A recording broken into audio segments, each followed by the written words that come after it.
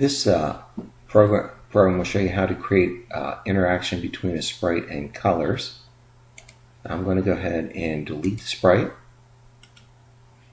And to start with, I'm going to modify the background. So I'm going to click on the backdrops.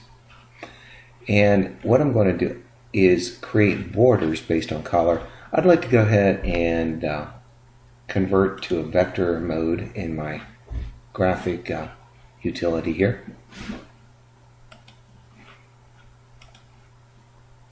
So I'm going to create on one side a red color, and on the other side I'm going to create a blue color.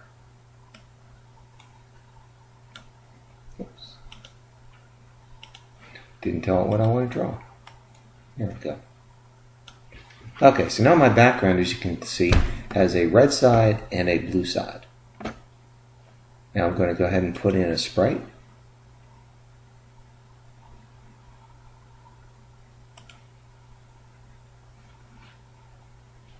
We'll go ahead and use a tennis ball here, make it bounce back and forth. There's my tennis ball.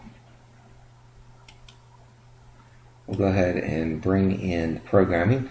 As usual, we need an event to start. I'm going to go ahead and put in a forever loop. By this time you should know what a forever loop is used for. And then we'll bring in some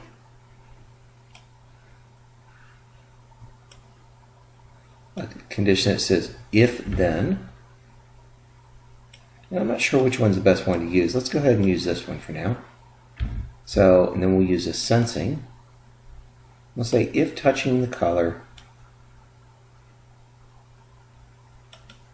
and we'll go ahead and choose the blue. This is a nice feature because it lets you get the exact right color. I'm going to duplicate this, and I'll go over here and click on the red color. So now I have two conditions set on color,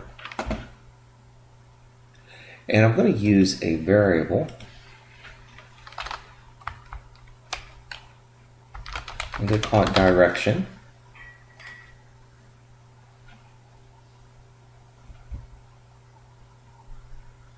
And I'm going to say, go back to control, and then I'm going to say the color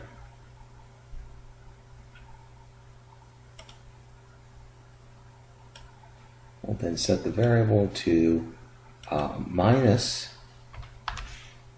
and if we want to go the other direction, we'll make it positive. If I click on my screen, start the program, you see the program's running, but nothing's happening to the sprite yet. That's because we haven't included a motion. So let's go ahead and include motion. And we'll go ahead and say move 10 steps. Well, we want to be a little more specific than this. So we'll go ahead and say I'm going to move 10 times. And now we're going to use our variable direction. So in some cases we're going to go in the positive direction, some in the negative direction. We'll even just, let's cut it down to 2 steps so we can really see what's going on here. Okay.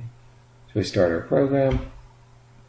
You know what I forgot to do? I forgot to set my initial value for direction. It's at 0 right now. Let's start it moving in the right direction, so we'll set it to 1. Try one more time. And you see the ball's moving to the right. It's going to find, I hit the blue. Now I'm going to start moving the other direction. Let's see if it works when it hits the red.